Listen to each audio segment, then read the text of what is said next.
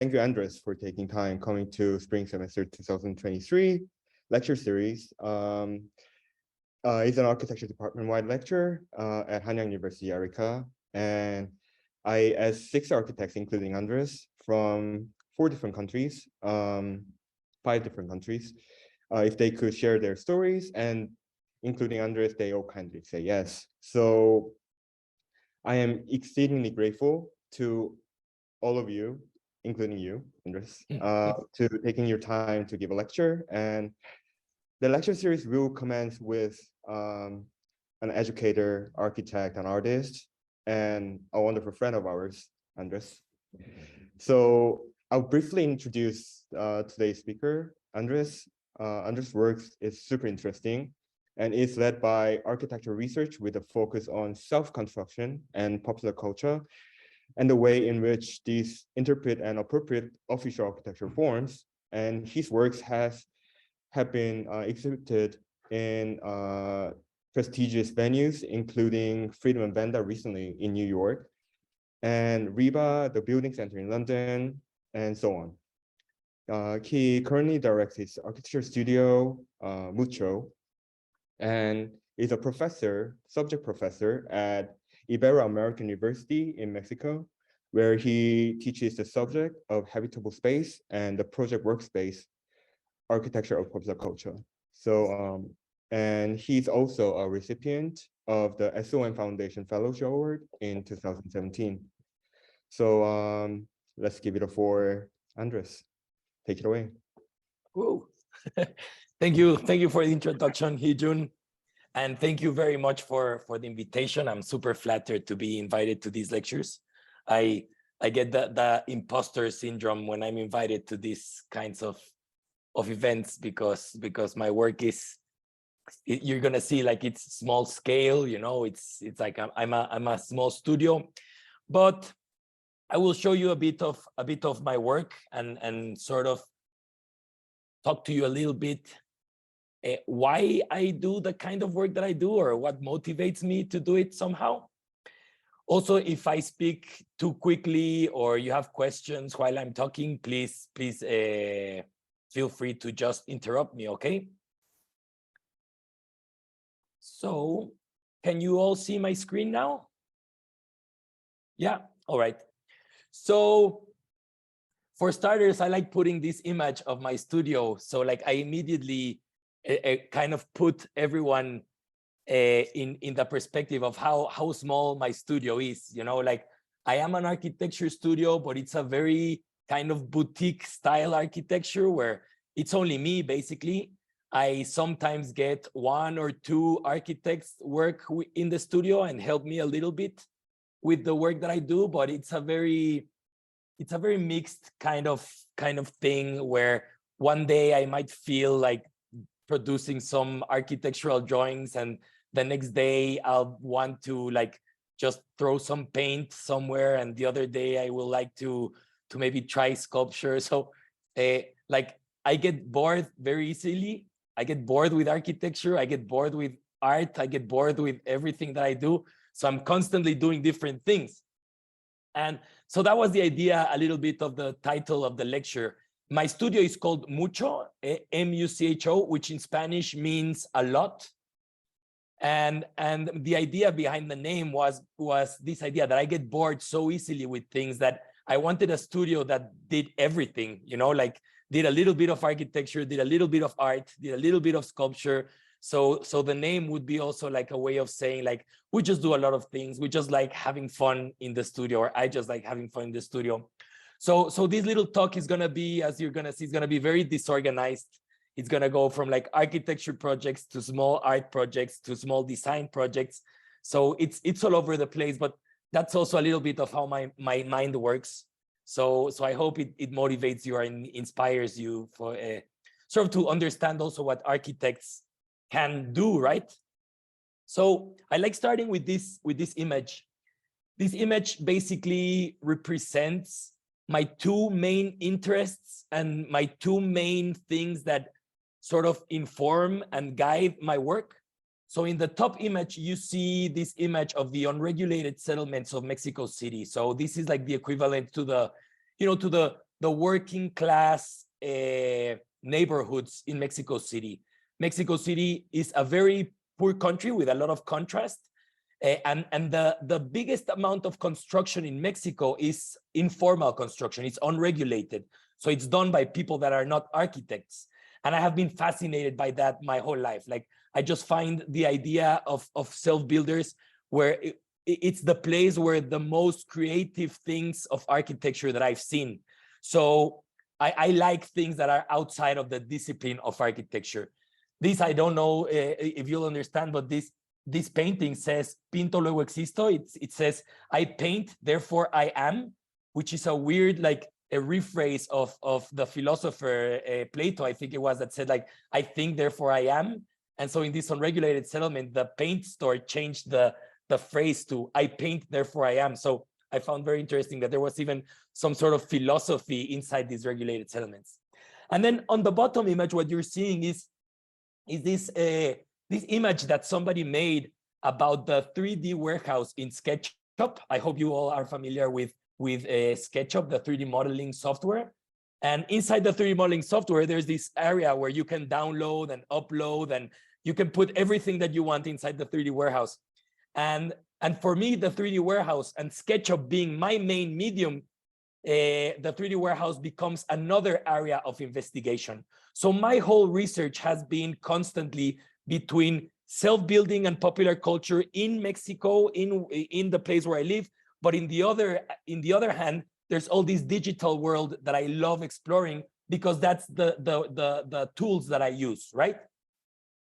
So that has guided, let me close this. That has guided my work all this time, right? So in the left, you are seeing, for example, one of my folders where I just have like a lot of images of the unregulated settlements of Mexico City, where it has become a kind of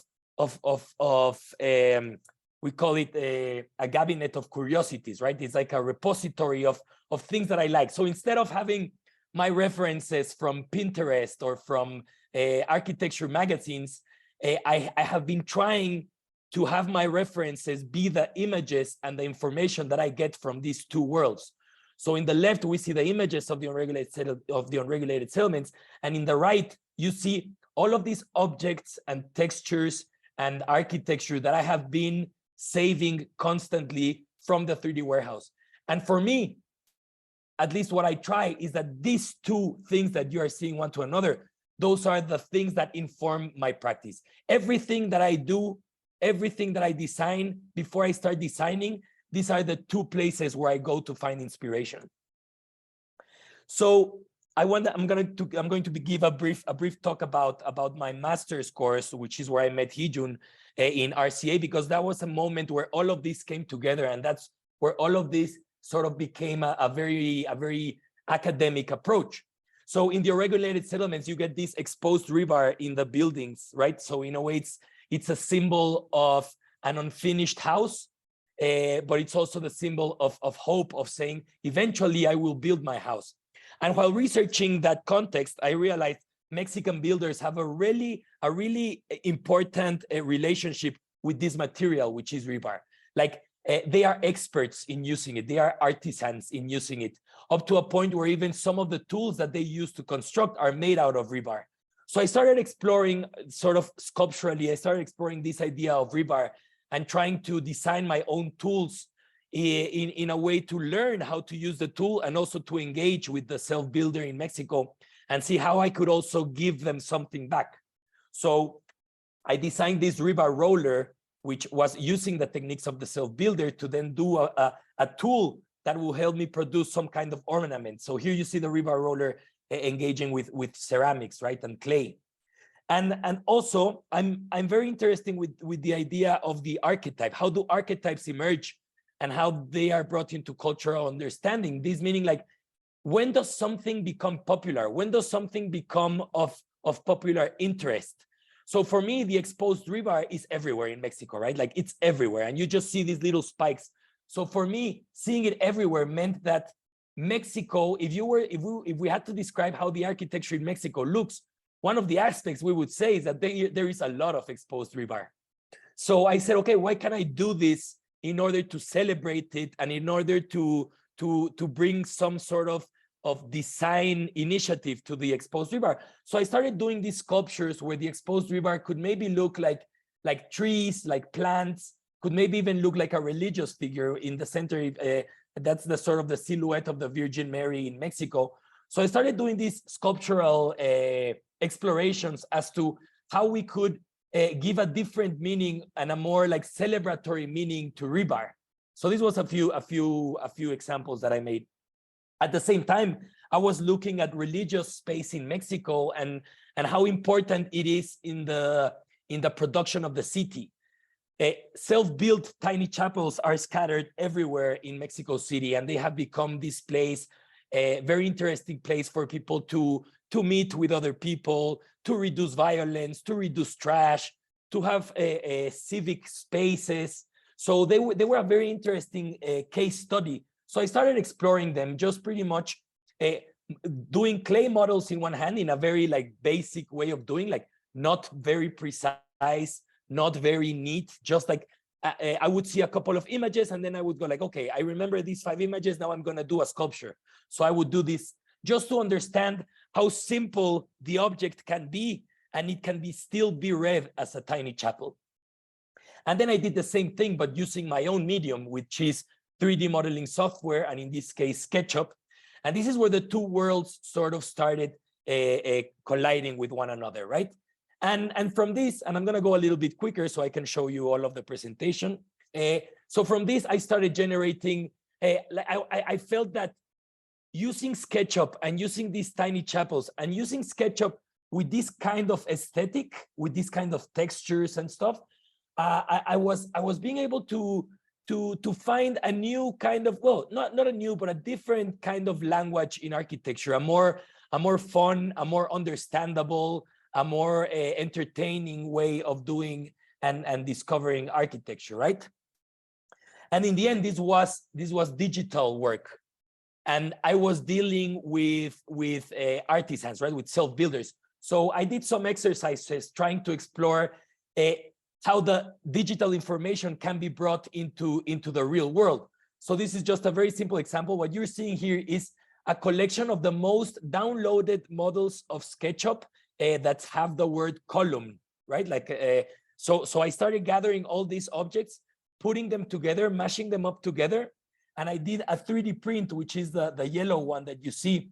And then from that yellow print, I did a plaster cast, I did a silicone cast, and eventually I did a metal, like a bronze sculpture from that. And the idea with this exercise was for me to understand that we are already in a stage in life, in work, that anything that we produce digitally can be reproduced physically in just a few steps. So that for me was very motivating. So I started exploring different techniques, different materials to keep pushing forward this conversation of the SketchUp world through the 3D warehouse and the self-building context where I live in. So this was supposed, well, this is a tiny chapel. So this, I had the opportunity to present this in a gallery, and it was very interesting because people did understand it as a tiny chapel. Like there was some sense of respect because of the context of religion with this small sculpture. So it became a very interesting example of how architecture made inside SketchUp and the 3D warehouse could eventually become something that is relevant in the context of self-builders in Mexico. So these were just a few explorations, and it does have obviously a very architectural character, like a very elegant and very well constructed object. And this was the end result. And this is actually, I call it a building. This is the newest Basilica of Guadalupe. This is like a new religious space, but it's a space that lives inside the 3D warehouse of SketchUp. This doesn't exist in the real life, and it's not supposed to live in the real life. So for me, this exercise became very important for the rest of my career, because it really gave me like these 2 or 3 main aspects of work that have helped me design for the rest of like since I graduated from the master. So this shows a little bit what my interests are, you know, like the kind of images that I like to produce, the kind of sculpture that I like to produce, the kind of architecture that I would like to produce. Like I like eccentric stuff because that's what I see in my city, you know. It's all disorganized, it's all very disproportionate, it's almost ugly, right? So this work has also helped me re-understand or redefine what the word ugly means. Like, ugly for who? What makes something ugly? Is ugly something that I have been educated about? You know, like, did my university sort of taught me what is supposed to be nice and what is supposed to be ugly? So looking at the unregulated settlements and looking at this weird architecture in SketchUp really helped me to see things in a different perspective. And that's what I have been trying to do in my work ever since. So I'm going to start talking about the work that I produced after my master's class. So I was very lucky that after I came back to Mexico, I started getting invited to some exhibitions, and I had the opportunity to just go crazy and do weird stuff. So for this project, I got together with an artist called Barbara Sanchez-Kane, and the exhibition was about thinking about the future of design in Mexico. And our position in this exhibition was like, we were seeing this future in Mexico where there's no more space to build. And in this idea that there's no more space to build, these religious objects that I see now in the city, there's not space for those religious objects to appear anymore. So people have to start finding other places where to do these religious or like spiritual spaces. So that's why we designed this little floating house. So it's a house that floats in the middle of the air, and it's some sort of oh, I forgot the word. Like, it's some sort of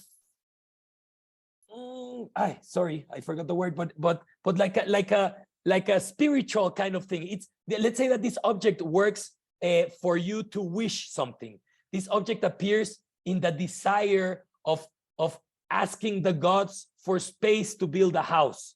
So that's why this object, this religious or almost spiritual object, it's actually in the shape of a house, because we are imagining a future where people are going to have to ask, and a new god, like a new myth, will have to be invented where we have to ask some spiritual god for more space to build. And this is almost dystopic, right? This is almost like criticizing the reality of Mexico, where everything is made so dramatically densified that we might run out of space.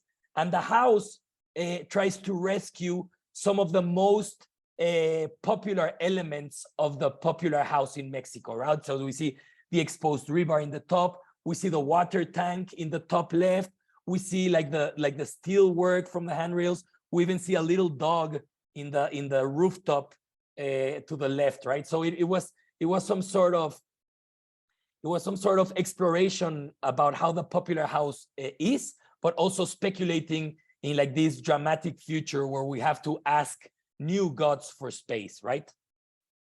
Another installation I was invited to participate was that there was not any brief. They said, like, you can do whatever you want.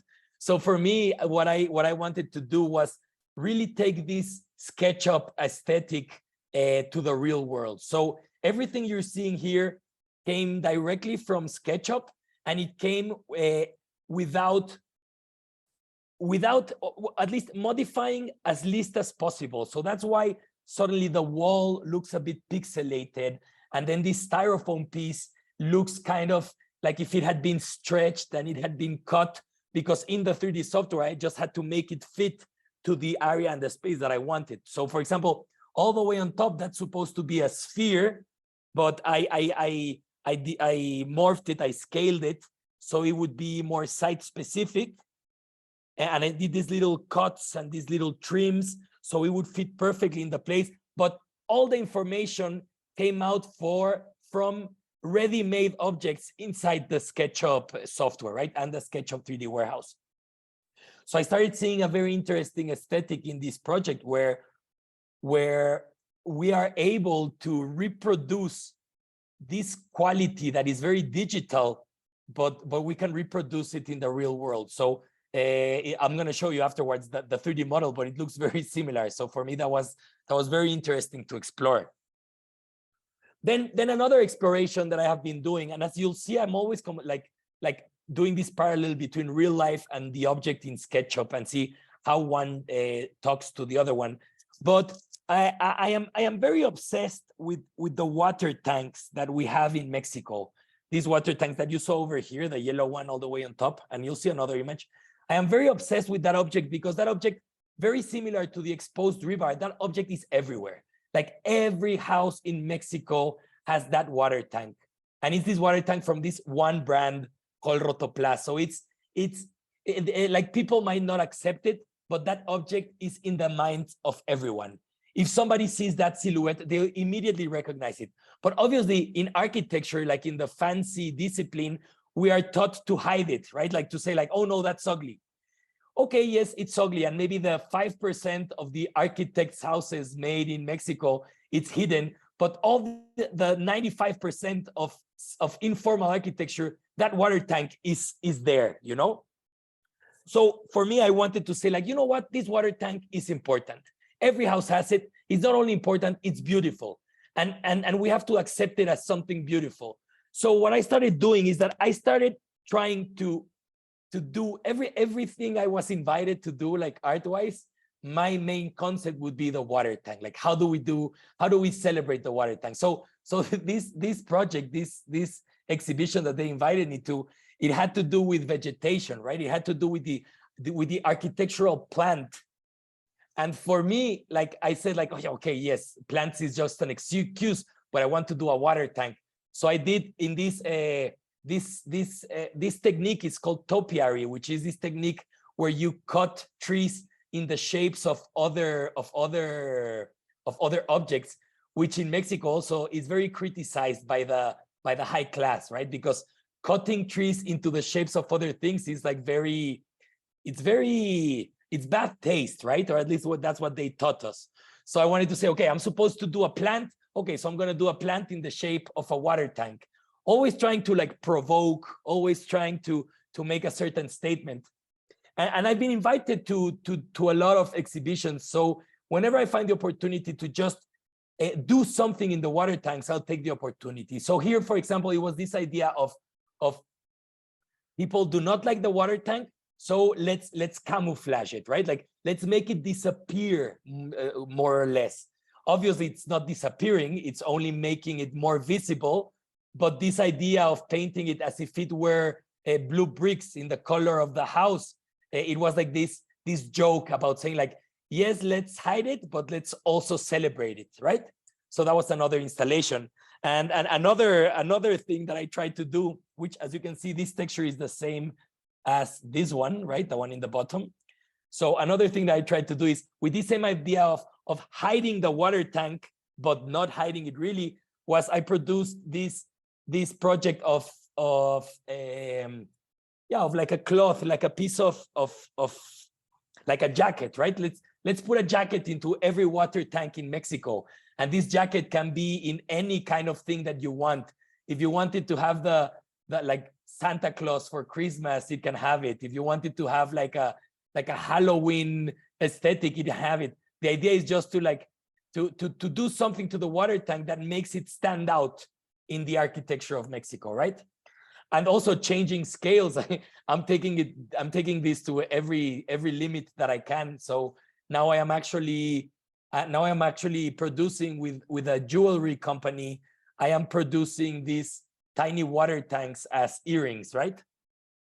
Everything is all produced in SketchUp, and everything that I produce in SketchUp, I will upload it to the 3D warehouse. So all of my work can be downloaded by anyone, you know? So it's all kind of like free, open source kind of architecture. So this was just like showing you the amount of scale that one project can take me to. And now I'm gonna change into more varied objects, but also going to that very small scale. Something that I've been producing in the studio are even doorknobs, you know, like maybe a few weeks I don't have a lot of work, so I have to invent some of the work. So I will start doing little objects that can be used in quirky ways. So these are door handles that were produced with expansive foam. Then I did like a silicone mold out of that expansive foam, and now I do this one-of-a-kind doorknobs, which is just fun to do. It's just having fun in the studio. And what I like to say, which because it's so important to my practice, is that even these little things that I might do in my free time, I will do the SketchUp model and I will put that model in the 3D warehouse. So it's a way of like getting my work to as many places as possible. So it's not only the clients that I might have, but maybe somebody will download the doorknob and will be inspired to do something similar, right? So I'm always working in that two worlds, digital, physical. And this led me to this project, which I was fortunate enough to present right now in New York in a very important gallery called Friedman Benda. And I'm going to try to make you guys understand where it comes from, right? So this image, we might or might not know this very famous lamp, the Arco lamp by Castiglione. If you don't know it, I'm sure you'll know it and you'll see it sometime while you're studying architecture, because this lamp is everywhere. Every rendering, like it's so popular, right? This lamp, it's almost like the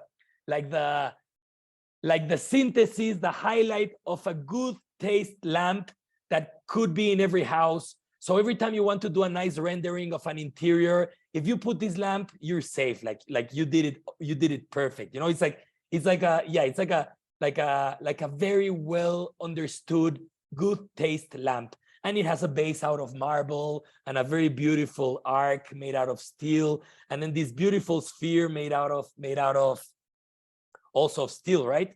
And then also, even if you go into the 3D warehouse and you put Arco lamp, it's also there, like it's everywhere. You can download it, you can get the measurements, you can just, it's everywhere basically. But for me, like understanding where I come from and my education and my privilege, like I saw this lamp, but then in my context and seeing the information that I'm seeing of Mexico, I said like, yeah, okay, but this Arco lamp, like it's so fancy, it's so expensive, it's out of marble and all these things. So I said like if we have all the information to reproduce it in our own studio, why don't we do it trying to find like the aesthetic of like the common people, right? So using all the techniques that I had learned before, I tried to reproduce this lamp, but trying to how do you say it? Trying to change the audience, like the people to whom this lamp was designed. So I wanted to say like, is there a version of the Arco lamp that could be understood and liked by the popular culture in Mexico, and not necessarily only by like by the high class and the elitists in Mexico? So I did this bootleg of the Arco lamp using the cheapest materials I could find, right? So basically, I am using just a block of concrete, a rebar, and a market bucket, like a super cheap bucket that I find in the markets in Mexico. This actually is not marble. What you're seeing downstairs, the white part, it's actually not marble. It's actually a sticker that you can buy from Amazon. It's like a wallpaper that you buy for like $20 in Amazon, which is like a fake marble texture. So it was also as a joke. I said like, okay, I'm gonna put in the concrete, I'm gonna put some of this marble, and then I'm gonna put the orange thing that you see in the bottom. It's a very popular finish in Mexico that is very textured. Architects hate it, but Mexicans love it. Like you see it everywhere in popular houses, this very texturized finish, right? So for me, this was like the Mexican version of the Arco lamp. And it's been very interesting because I produced this lamp by myself and with a worker in Mexico, right? Like we call it an albañil. It's a construction worker. So it's pretty much the lowest class in Mexico, the person that is helping me build this, right? And it's very interesting to build it with him because we get this relationship where he not only likes the design, he sees it as something that he can replicate on his own, like so easy for him to do it. He knows the techniques, he has the money to do it. So suddenly he can have this very beautiful object, this very profound object, and he can do it because it all came from his techniques. So there is no sophistication in this object, right? It's very pure. And I really like it because for me personally, it really reflects the two worlds where I am navigating. With this one world, where is the world that we belong as architects, like the good taste, elegant architecture that we're expected to produce. So that's the shape of the lamp, the Arco lamp. But then in this other side is the people with whom I work with, the context where I work with, the materials that I have available. So that became like a very honest object, like something that for me really defines my attitude toward design. It can be contradictory, and I'm going to accept this. Like, this is supposed to be a cheap lamp. The moment that it reached a fancy gallery in New York, it's not cheap anymore, right? but what I find interesting is that it can be replicated. So I have the plans in SketchUp. Like I when I show it to the workers, like they tell me like, oh, I could do this. They have even told me when they come to the studios, oh, I love your lamp. I might steal the idea. And I go like, of course, like there's nothing to steal. This is all things you can do in your house, right? So I don't know. It's been a weird dynamic. I have to say I was very fortunate to have this piece exhibited here along very popular people, at least in Mexico and in the US, like Pedro Reyes and Frida Escobedo and some like fabulous artists. So I was very happy that a piece like mine, which is a piece that it's not at all sophisticated, it's not difficult to do, it's not expensive to do, was alongside all of these very fancy objects, right? So it was a very nice opportunity. And from there, I've been trying to explore more this aesthetic of this lamp and these materials that I'm using. So I recently did like the tiny version of this lamp. So I found the same bucket, but a super small bucket. It's only like 10 centimeters. So I thought I would do like this very cute version of the tiny lamp. So if the lamp is called, the original lamp is called Arco, the big lamp, this one is called Charco, which is like a funny name. It's a plain word because charco in Mexico means like a puddle of water, but you can also see like the word arco is still there.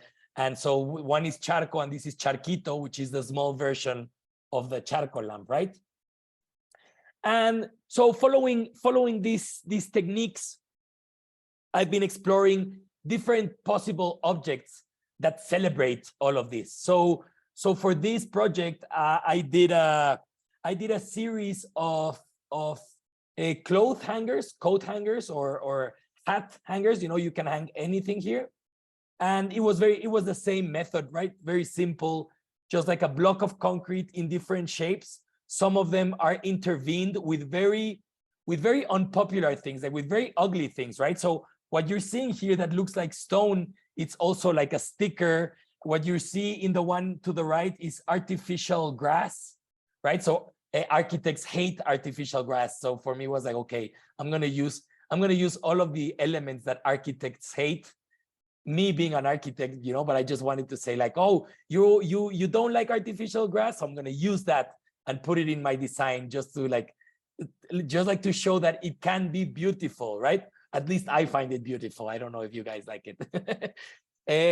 But anyway, so the exposed rebar also obviously always in this like celebration and in this kind of parallel reflecting the exposed rebar in Mexico and saying like exposed rebar can look good. We can really shape it in different ways. We can do geometries. We can design with it, right? And then I found these little orange things that protect the rebar, because when I was doing this, I was actually saying like, wow, this is so dangerous. And it's very funny. In Mexico, we get news from people that fall down in their houses. And since they have the exposed rebar, they get very damaged. So I was like, okay, I won't have a dangerous object. So I found these orange caps, which I think look very nice. And they also protect the clothing and they protect whatever you put there. So I thought it was a cute exercise. So I am always interested in all of the forgotten objects, all of the forgotten elements in architecture that have been lost because of modernism. I really like exploring them. So for example, this is called, we call it in Spanish and English, we call it the rosette. And this is like this ornamental element that goes in the ceilings for the lighting. It was very popular in classical architecture, right? And you can see a lot of these like in French architecture, like traditional architecture. So I wanted to do like the contemporary version of a rosette. So again, using SketchUp textures, using the weird plaster finishes, using like different techniques of plastering, like very eccentric colors, using the ugliest lamp I could find in a store in Mexico. So I just wanted to do an exercise in how would like a new rosette with the aesthetic that I like would look like. And this is an example of that. So all of these objects, if you see, like this is a picture from a SketchUp file that I have in my computer. And as you can see, everything that I do, it becomes a three-dimensional object, and I will put it inside this file, right? So you can see things that come from the 3D warehouse, but you can also see things that I design. So you see the original Arco lamp to the right, and then you see the charcoal lamp to the right. You see a couple of chairs that are like the most popular chairs in the 3D warehouse. Then you have like the elements and objects that I have used in installations, all of the textures that I have been using and exploring. So this has become like the first place that I go to when I am going to produce like an object or a sculpture or something. This SketchUp file is like my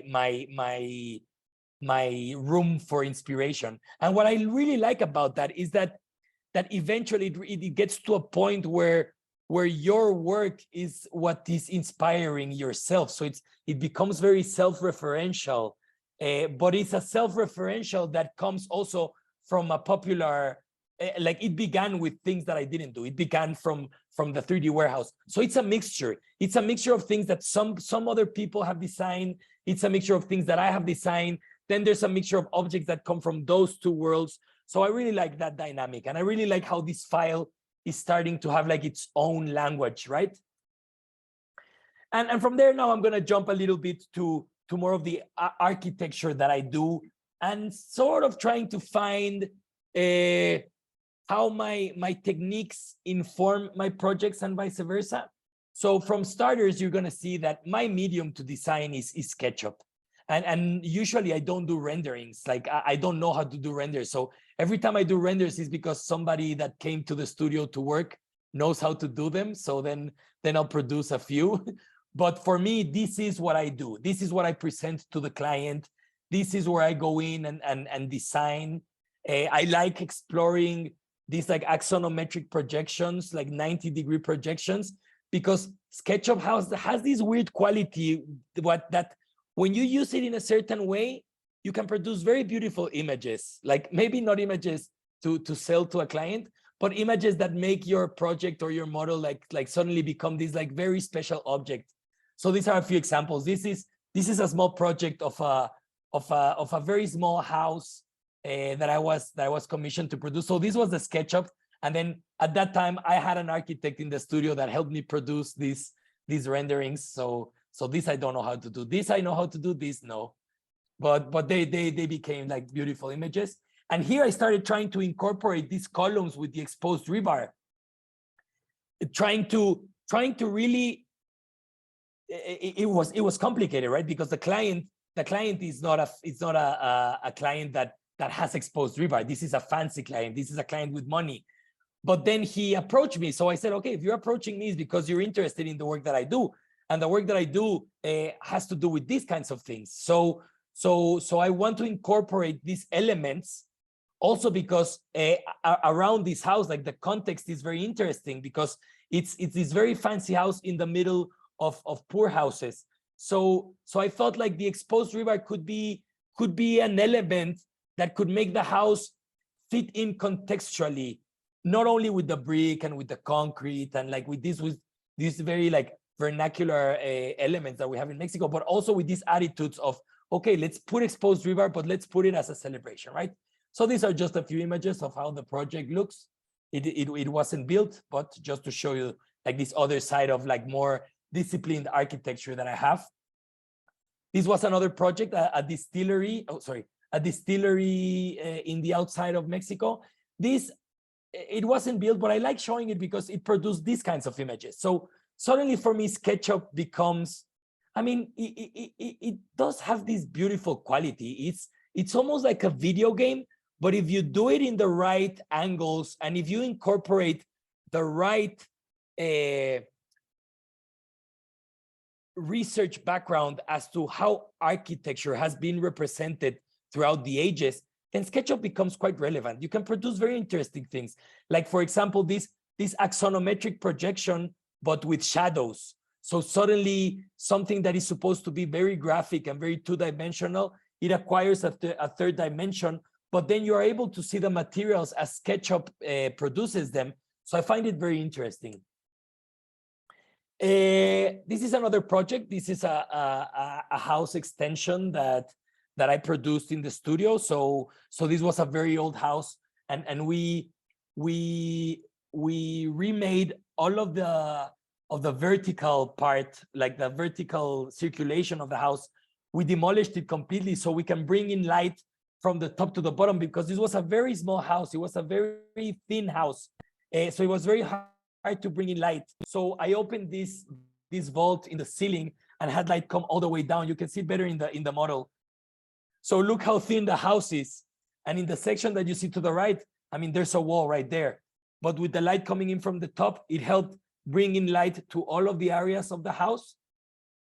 And with the facade design, we really wanted to incorporate the language of the context, which is like this area in the center of Mexico where the textures in the plaster are very popular, the architectural moldings, the steel work is like this very ornamental steel work is very popular. So we tried to rescue that, but we opened windows in other places, but we wanted to keep the original trace of the windows. We wanted to keep the original one and then incorporate the new ones. So that's why the facade looks like this, like if two windows were one on top of the other, because we wanted to keep the original one, but then incorporate the new one that had to do more with the function, right?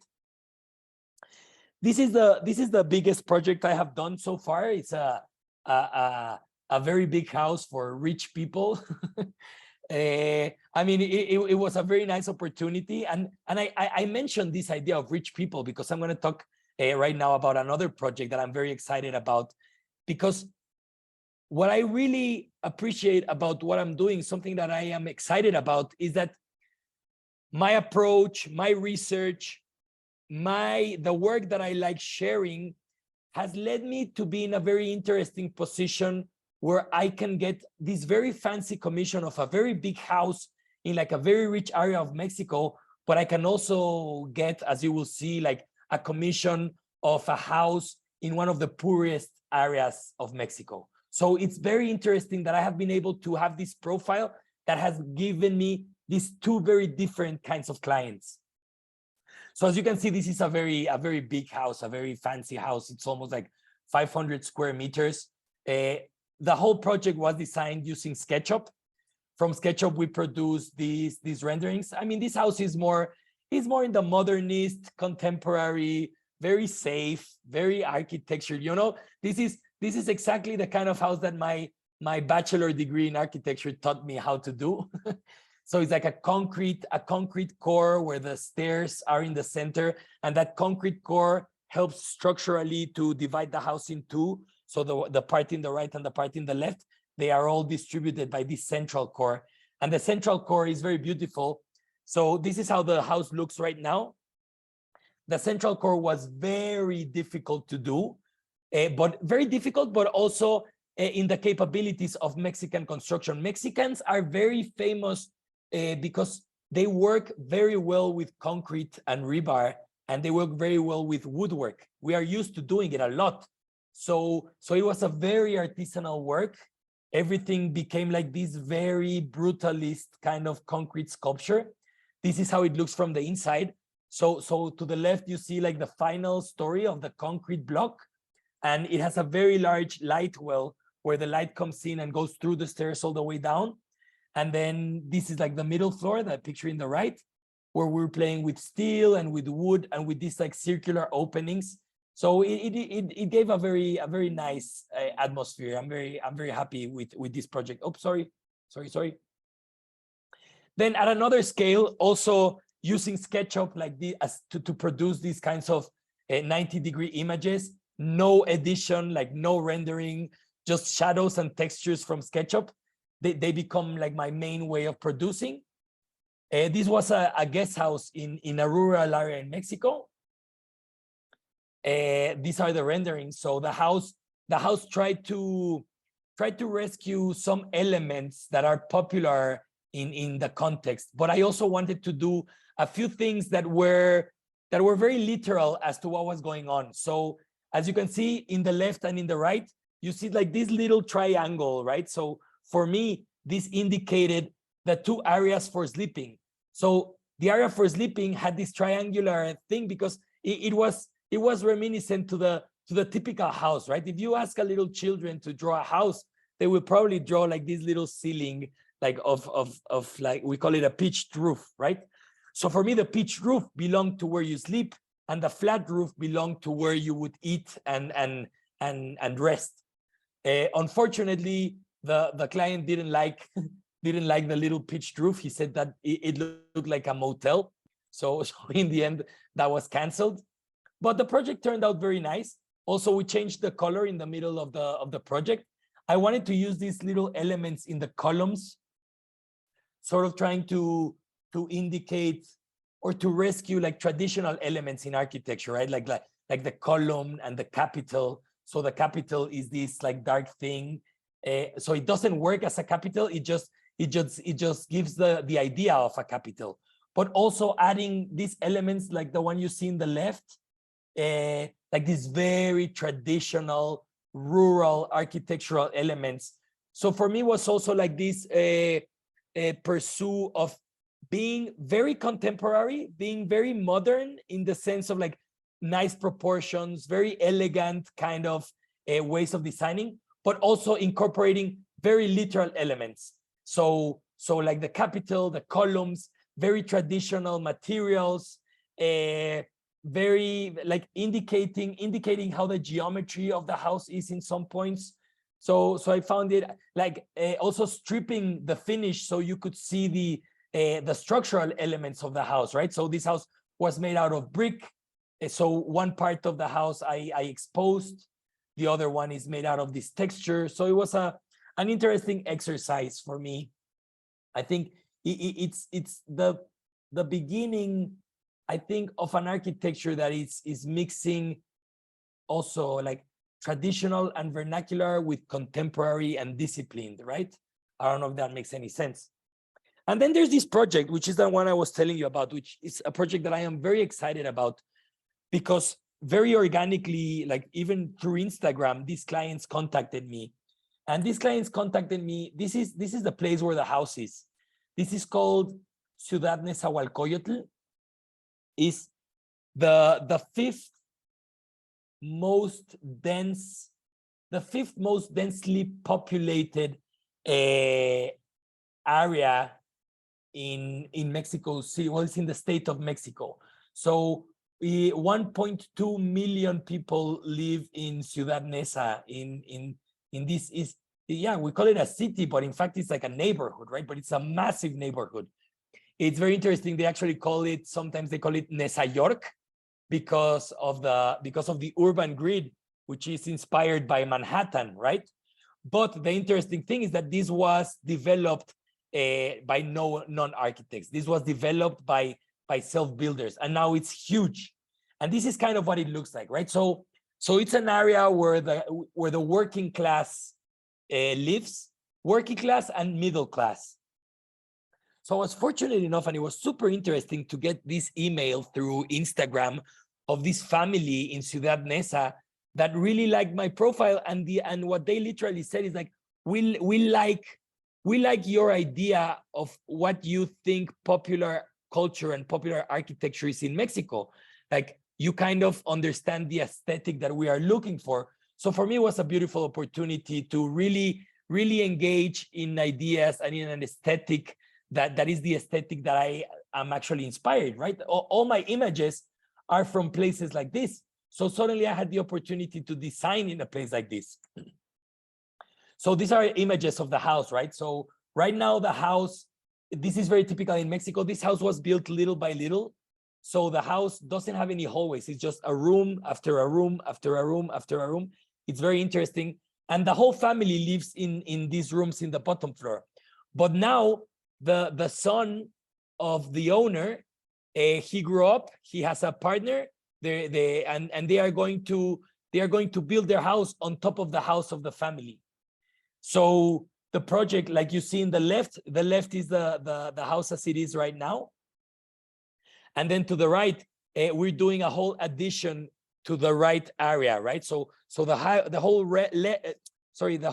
right area of the house, we're extending it in the second floor, and that's gonna be the house of this new couple. And that made for like this very interesting facade design, because we are only growing the right side, we're not growing the left side. And this allowed me to, while looking at the context and looking the kind of architecture that is being done, we came up with this design where it actually looks like a very big molding, right? Like a very big architectural molding. And that is what did the design facade.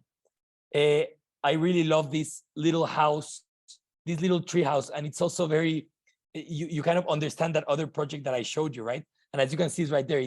It's a tree cut in the shape of a house. So this topiary technique in the plants, I find it fascinating, and it just evidences how that kind of vegetation is used in that context. So these are a few images of the house extension that I'm doing. This is, I really wanted to distinguish the house of the parents to the house of the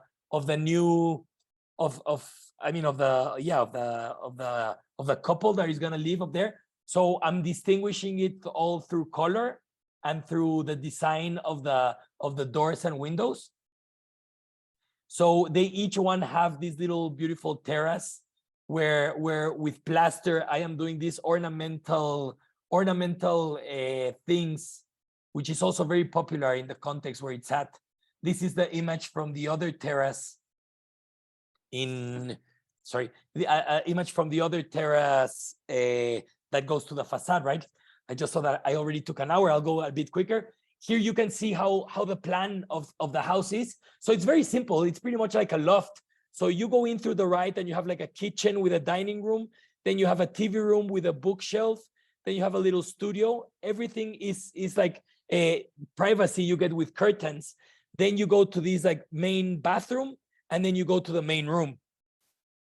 This is a little bit how the model looks. We're working on the model now, and it's now in construction. So we're very happy that it's getting built, and it's going to be done in a few weeks from now. I'll share the images when it's done. So it's a very fun project. From there I go back. I'm going to try to go very quickly. This is some of the things I've been working on lately, which are explorations between plaster work. Oh, sorry. Oh, wait. I don't have a... Oh, sorry, Hee Joon. I don't know if you wrote something, but I can't see my mouse. Are we all right with time? Can I... Take your time, Andres, please. Perfect. Okay, so I started working in, again, incorporating these two worlds, but really learning how to do it, because I am interested not only in designing in 3D software, you know, because when you design in 3D software, maybe you do it, it looks very nice and it finishes there, right? So I really wanted to, whatever I design in the 3D software, I want to know that I can be able to translate it literally to the real world.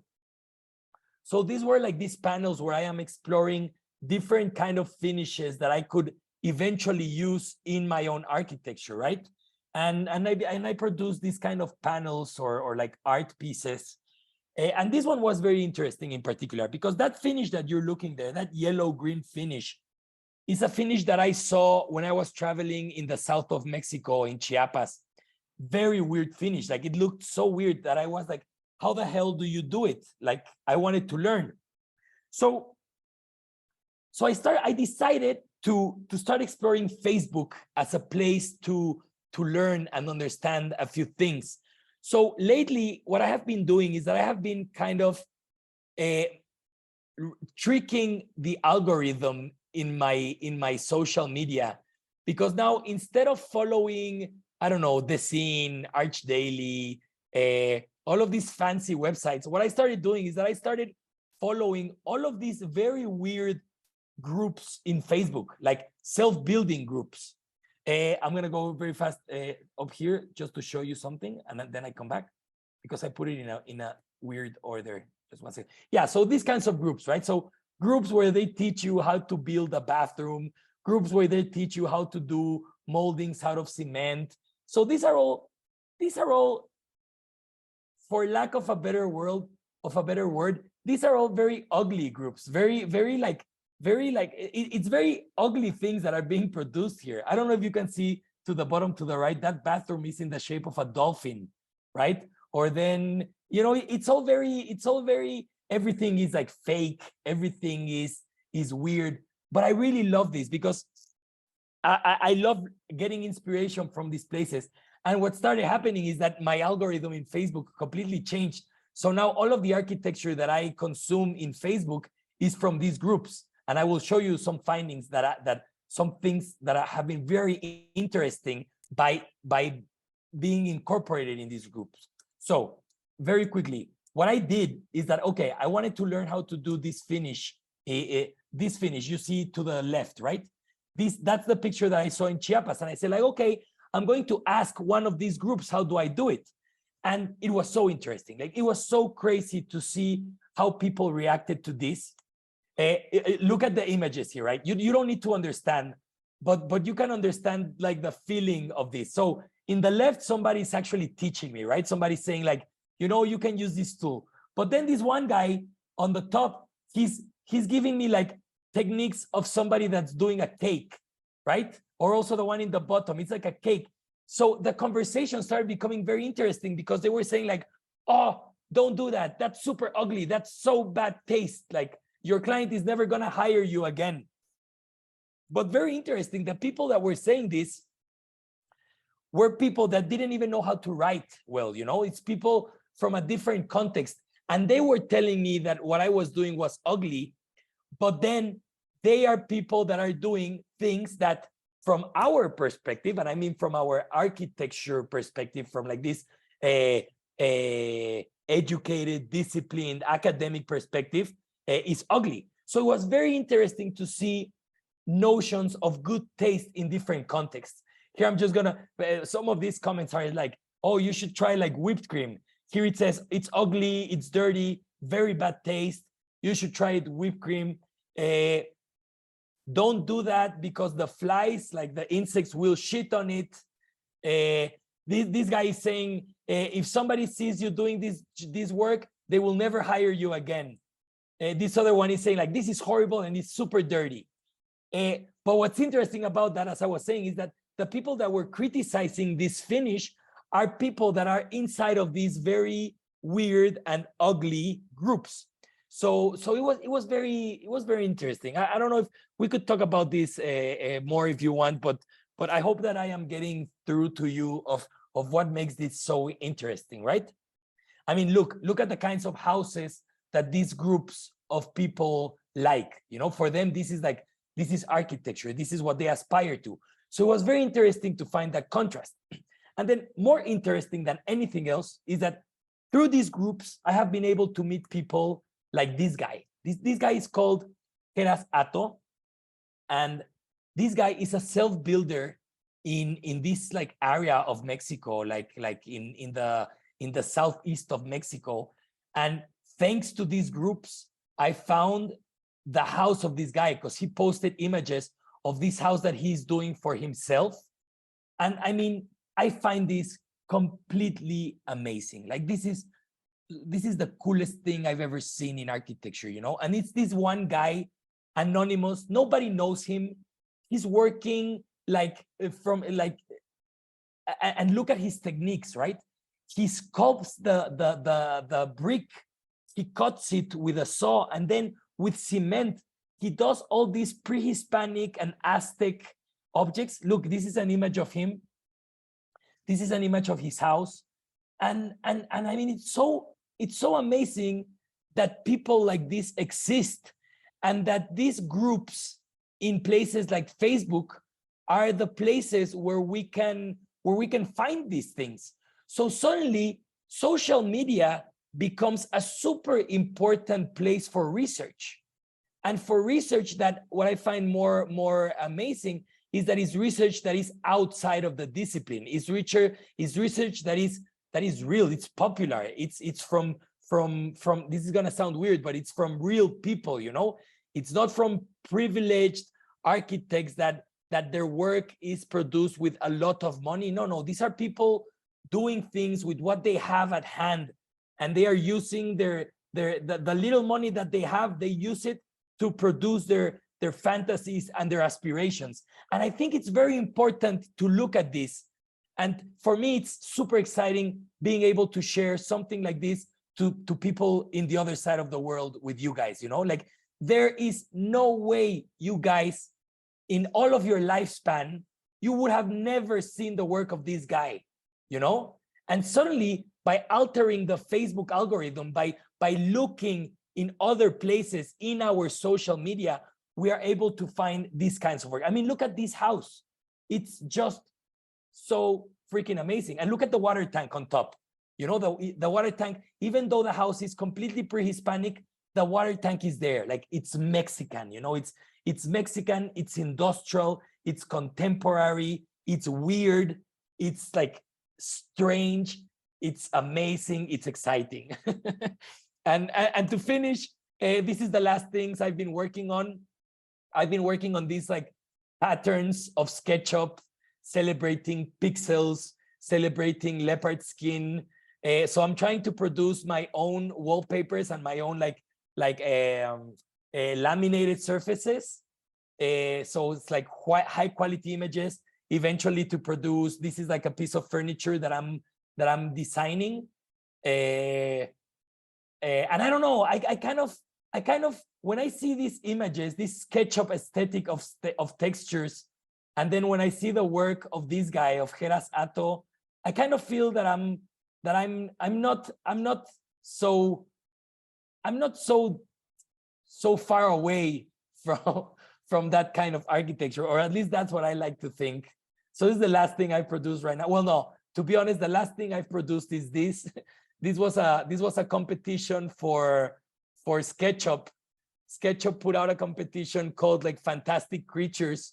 So in all of my methodology, what I did is that I simply downloaded all of the 3D models in SketchUp that had the word animal, and I mashed them together in this object, and I produced these like Michelin, Chihuahua, shark, crab, and this is the final. This is the last 3D object I produced this far, and yeah, and with this, I think I conclude my talk. I hope Google Translate did a good work putting thank you in Korean, and yeah, so that's pretty much the kind of work that I do, guys. Thank you. Thank you. I hope I wasn't too boring or too quickly. Yeah, it was perfect. I hope all the students and other professors appreciate your works as much as I do. And I personally have so many questions, but I think I should open up to other students and professors. Before I start, I'll start with some of the questions, and then I'll there's no microphone, so maybe I will translate everything. All right, perfect. 괜찮죠? 저한테 한글로 해주시면 제가 다 번역해서 질문할게요. So to start, I mean, maybe it's a personal story, but I met you like 7 years ago, I think, and like as soon as I watched your work, I was in shock, and I immediately became a fan of your work. So it's so nice to see all these works again. And so To begin with, I think your works are very honest, but when architects are following logic of structure, tectonic, or the nature of materials, we say that they are honest architect, usually. But I think the way you use your tool, which is SketchUp in this case, looks very honest to me. So it's a bit weird question, but what do you think of this honesty, or you know? I love it, and I think yes, I agree in a way. How can I explain? Like, there's nothing more honest than trying to make, I don't know if this is gonna sound weird, but I don't think there's nothing more honest than trying to make your physical project, your real project, exactly the same as it looks in SketchUp. You know, because SketchUp is the medium, and when in SketchUp, when I have a texture in SketchUp and I'm trying to communicate brick, or I'm trying to communicate wood, or I'm trying to communicate rock, I think our generation and the generation that is following us, we understand the difference between communicating and representing and reality, right? So when I put an image, a JPEG, a .jpeg image to represent brick in a wall, I think our generation understand that there's two things going on there. In the one case, yes, there is the representation of a brick wall. Let's say this process of saying, okay, when I build that, I'm gonna build it with bricks. But also there's this other attitude that we have, and it comes also from video games and things like this, that when we are inside the 3D model, we take it literally, you know? That's not real rock. That is a JPEG of rock. And that JPEG of rock, depending on the resolution, can have pixels or cannot have pixels. And suddenly that becomes a new material in its own way, you know? So for me, it's very clear that I am used to living in these two different worlds, a physical world and a digital world. And the digital world is beyond representation. It's a medium in itself. It's like a product in itself. And I am really obsessed with that.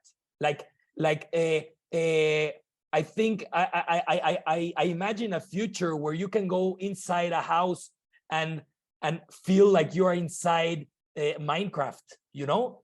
Because why wouldn't we want a texture from Minecraft? Why wouldn't we want it in the real life? I mean, we engage in both worlds. We like living in both worlds. So I think that's where my honesty tries to come from. It tries to taking things like dramatically literal. So I would say it's the word honest, and it's also the world being very literal to the process, to what you're using, to the medium, to, yeah, I don't know if that answers the question. That answers a lot, I guess. But like on the same line, I can maybe change the question a bit. So I think when it comes to designing, I guess it is so hard for us, or at least me, to get away from this preoccupation of taking tectonic as an important factor. But maybe in your case, it seems like you're focusing more on the skin. Yeah. Or yeah. Is it true? Absolutely. I think you're totally right. And I understand where you're coming from, because I was also educated at the beginning of my architectural education. It was that, you know, it was like a honesty came from tectonics. It came from the actual, yeah, I don't know, from the whole object and the geometry and the way you design. But yeah, when I started looking at self-building, for me it became more, I am definitely more interested in the skin and in the ornament, let's say in the facade, than in anything else. I think, I mean, I really love solving an architectural project, you know, like having nice spaces and nice way of light coming in. But I am really obsessed in communicating more literally what you want to communicate. And I think that has more to do with the skin and with the ornament and with the facade, right? Or at least that's what you see in Mexico City. Mexico City is very interesting because the way houses are built, they all have these very small pieces of land, and the house can be like something very pragmatic, something very functional, something almost minimalistic, and suddenly the facade becomes this place for experimentation. You know, it becomes the place where you are trying to tell people, look, this is what I have accomplished. Look, this is the kind of things that I like. This is the way that I portray my good taste. So definitely, I think in my context, communicating through the ornament in the facade has become super important. And I am very interested in that. I am very interested in that final layer of ornament, of playfulness, of communicating like very literally what you are. You're a house. Okay, you're a house and you like a classical architecture. Okay, so then what are the archetypes of the house? What are the elements of the classical architecture? I like being able to move between styles in order to communicate what the client or myself want to communicate, you know? So absolutely, like answering your question, yes, I know I can pinpoint, and it was during RCA, there was a moment where my architectural practice took a 90-degree turn, where it stopped being about tectonics and about geometry, and it started being about communication and ornament. Interesting. So this question actually came from one of the students, Hee Joon Lee, and he said, of course, your works are amazingly interesting, but there is this uncanniness and the interesting bit at the same time in your works. So he's interested in like how you draw the line between this uncanniness, which is embedded in your work, and this interesting part of, I mean, if you agree with this uncanniness and interesting bit of this duality. What's the word, Hee Joon, that you're saying on what? Uncanniness, like awkwardness. Oh, yes. I mean, yeah, absolutely. I like to think of myself as kind of, how can I say it? I am angry at the discipline, you know. I am angry at architecture in the very serious attitude that architects have. So that uncanniness, I think it comes from an attitude. It comes from me saying like I want to provoke, you know. I want to generate some sort of, yeah, I want people to feel kind of uncomfortable. I want people to really how can I say it? Like I love the fact that people either love or hate my work. Like there's no in between, and that's interesting for me because that means it's not something that is just finding a comfortable place where I am able to please everyone, and so I don't know, it comes in a very organic way. I don't know how to answer the question because it's not that I do it consciously. I just know what is expected of me in the architectural realm, and I know that I want to do things that provoke it, that make it uncomfortable, and I think it's a way, I don't know if it's working or not, but it's also a way of pushing the boundaries of what the discipline is supposed to be, right? Or where it's going, you know? Actually reminds me of this. Obviously, your work is very different from this like Parasite director Bong Joon-ho. he kept saying about this tone shift of his film, and he Okay. said that he didn't do it consciously. It just is just naturally coming out of his brain. Amazing. Yeah. So yeah. That's for example, with what I think it was with the lamp. I had discussions with the curator. Well, not the curator, but the guy that represents me, and I was like, he was like, I was like kind of depressed because I was saying, yeah, very cool that it was in New York, but it's not selling. And he was like, it's because you have to be more elegant. And he's like, I don't know how to be more elegant. Like, that's the work that I do. You're asking me to do something that I don't know how to do, you know? So that bit is also interesting with the work that I'm producing, because with the people that I work with, they obviously understand their clients and they go like, oh, maybe if you did it a little bit like this, a little bit like that. And like, yeah, but you're asking me to do it in a way that it's not me, you know? So yeah, it comes out, I don't know, it comes out by itself. It's hard to explain. It's totally understandable. So it, yeah, okay. One of the professor had the question. So Is it the one in the chat? no, maybe we can go first with the professor, and Yeah, then perfect. Yes, let's do that. 첫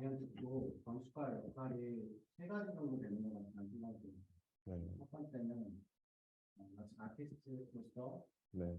작업을 스스로 결정하고 스스로 만들어내는 겁니다. 두 번째는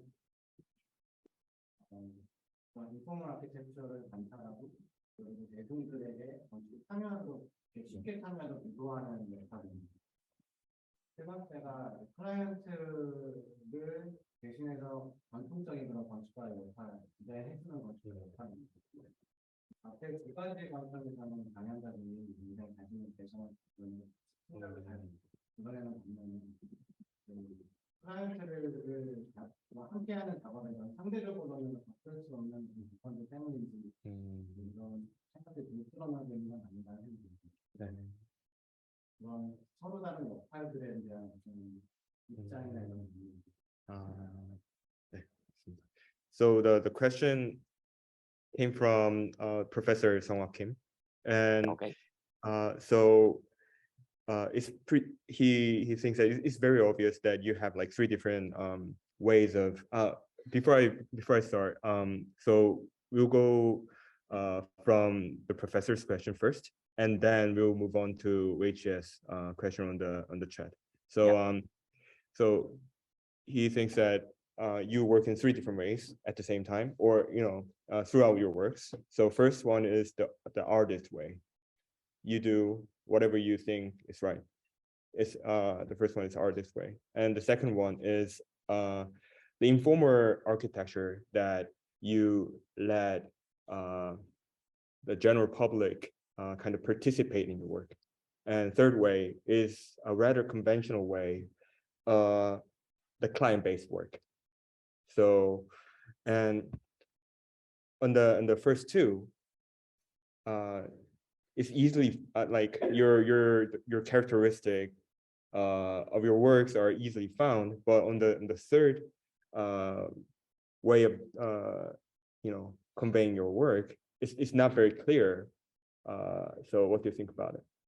Absolutely, and I think that has been my main struggle. You know, it has been very difficult for me because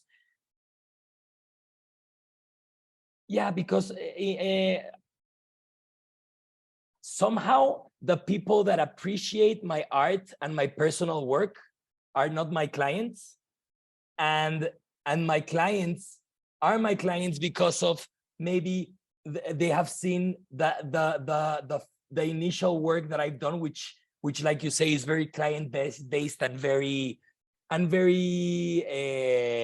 straightforward, like you say. So yeah, I think that has to do with not being able. I haven't been able to. I mean, in the one hand, I haven't been able to produce architecture for me by me, right? There's always a client, and the client usually always comes with very precise ideas. So sometimes in the negotiations and in the initial processes, I am trying to push the boundaries, but with the kind of aesthetic that I'm exploring, clients are not willing to go very crazy, you know? So yeah, actually right now it's a very interesting commentary that the professor makes, because I actually feel that my studio lives in these two different spheres. In one sphere, I am this very an architect that provides a service. And what's that service? Somebody wants a house, they more or less know how they want it, they more or less know what kind of style they want it, and I help them produce the drawings, I help them produce like the information, and I help them execute their fantasies. And then in the other side of my office, there's this intention of me trying to bring something to the discipline and be radical and produce a different kind of architecture. So it's complicated. Like to answer the question is like I'm very sad. I'm very confused as to where and how, you know. Thank you for your very honest answer. And let's move on to Weiqia's question. I'll just read. All right. He wrote. So Yeah. it seems that somehow you have a great obsession with SketchUp as a software.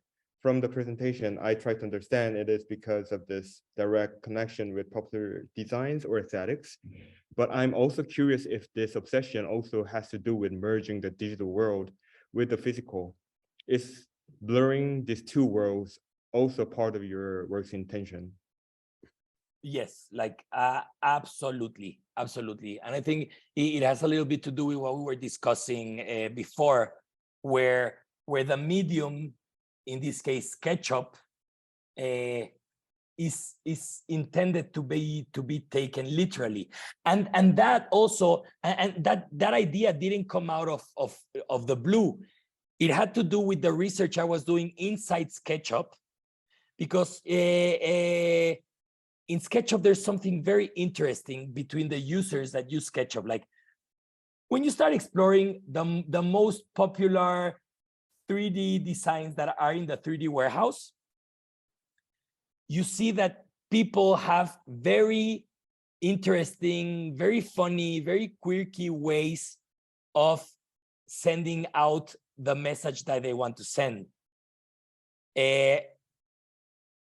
And I find that very interesting. I find that it becomes a different way of communicating that is directly linked with the software, with SketchUp as a software. So yeah, absolutely. I want to be able to blur those lines because the software, I sound like a broken record, but the software is the medium. So people understand the medium. So for me, I have the idea that if they understand the medium, they would understand a version of an architecture in reality that looks exactly like the medium. So I absolutely believe in blurring those two lines. I am a person that lives half of my day inside a digital medium and half of the day in a medium outside. It's only natural, it's only obvious that the two have to mix somehow. And I also think that it's a very amazing opportunity to be creative and original, right? To start bringing this other information into the real world. Interesting. I think it's already like, I mean, maybe we should, you know, get maybe 2 or 3 more questions, because All right. it's already a bit late. But thank you, Weiqia. Yeah, here it's almost 2 in the morning, but yeah, exactly. I had a beer. I'm sorry for that. 새벽 1시 반이에요. It's 1:30 a.m. there in Mexico City. Yeah. So But it's all right. Let's have 2 questions more, Hee Joon. yeah. Any question? 궁금한 게 있는데 이분이 정리하신 처음에 이제 못생기부터 나오는 그런 제품에 쓰시는 건지 아니면 Okay. 저도 비슷한 질문이 있었어서. Okay. So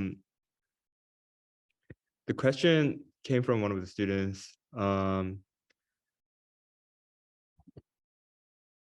do you define prettiness in your work? How do I define what?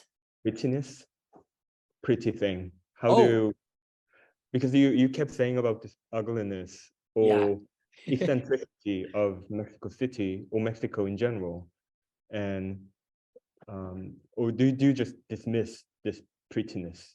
I love that question, and I think when I use the word ugly, I don't use it because I think it's ugly. I use it because I feel like it's a quick and easy way to for people to understand what I mean, you know.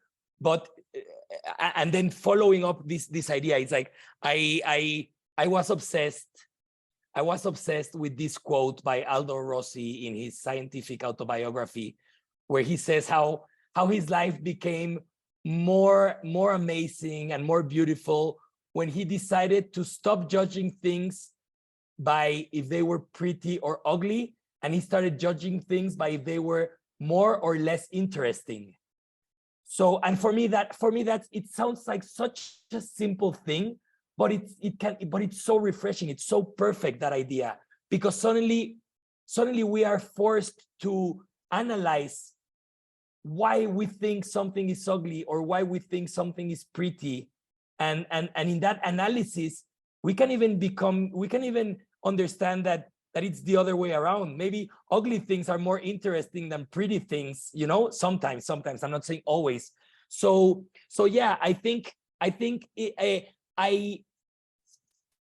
like the idea of dismissing if something is pretty or ugly. Obviously it's difficult. In the end, when I'm designing, I take decisions, you know. I go like, oh, maybe this looks better here, maybe this looks nicer here. So there's this part that is like inside our heads. There's this almost natural thing where we kind of find something more or less pleasing to the eye. But in the general idea, in the more academic sense of ugly and pretty, I really try to dismiss both. I only use the word ugly in my presentation to engage with the audience, to have them understand what I mean, and try to have you guys understand the context, you know, because we all understand in our heads what is pretty architecture and what is ugly architecture. So when I tell you this kind of architecture in Mexico is considered ugly by almost everyone, you kind of understand the vibe of that building. But that doesn't mean that I find it ugly. In the other, like in the opposite, for me, all this idea of ugly and pretty has become this very intense way of understanding how ugly and pretty is part of a social construct, you know, there are certain things in design and in architecture that we have been taught to reject and to appreciate, right? So that for me is a very important question, this one that you're asking, because it's impossible to dismiss prettiness and ugliness, but we do have to be analytical, like Aldo Rossi, and understand what makes it more or less interesting. Right. It's a wonderful answer. And I think that could be the answer for the question on the chat. Came from Jiho Kim. I have a question with the lamp. You said the Mexican people like the lamp. Honestly, I can understand, because in Korea we don't like the color like deep red. So I wonder which point catches in mind. Yeah. That's amazing. Yeah, I think color is very, very interesting, because color changes culturally very intensely, you know, like a color here can mean something very different somewhere else. In the discipline, like in the highbrow architects, like the fancy architects, color is rejected generally, right? Like we are kind of used to like this more minimalist, modernist approach to things. So color is rejected. But then in popular culture in Mexico, color is the norm. Like Mexico is such a colorful country, you know?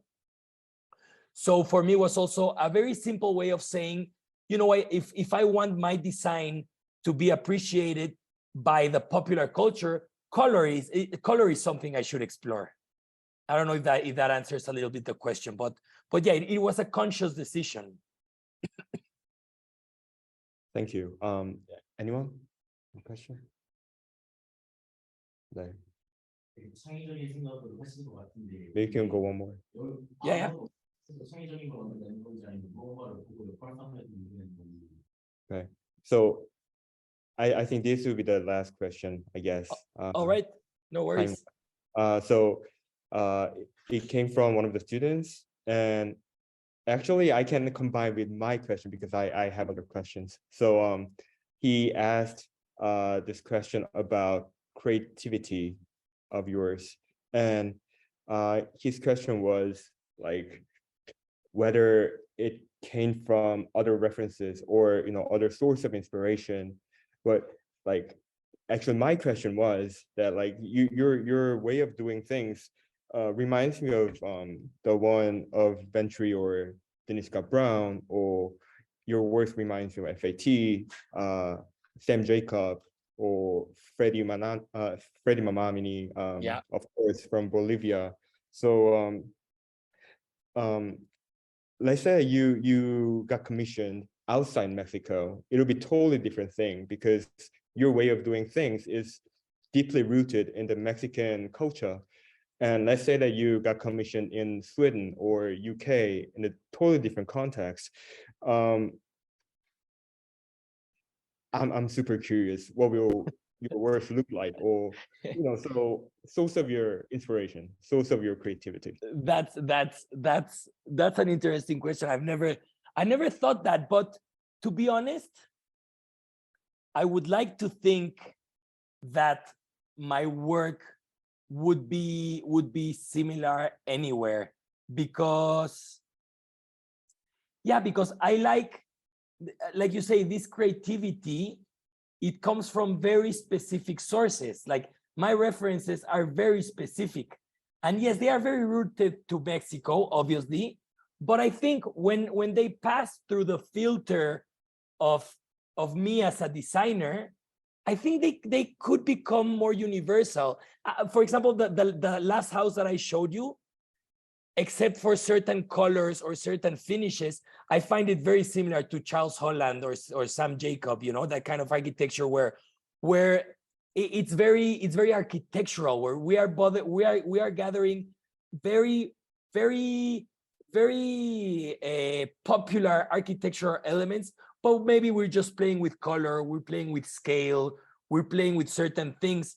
But the interesting thing is that is very popular because non-architects, those are the elements that they use. So I kind of like to think that more than very rooted to Mexico, I am very rooted to typical architectural elements.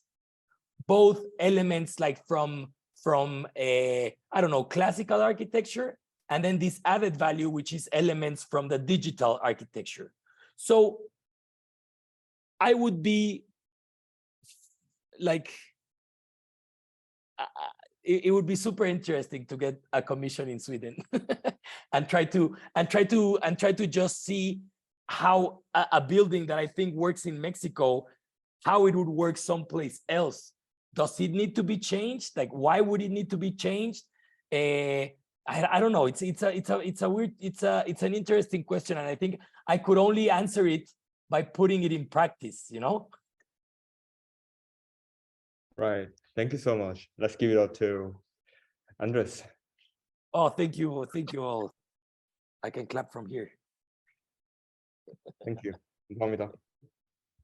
Thank you guys. Thank you everyone for listening, for your patience. Thank you so much, Hee Joon, for inviting me. It's been an honor, and I hope you find the talk interesting. Yeah, it was. Thank you. Amazing, Hee Joon. Yeah.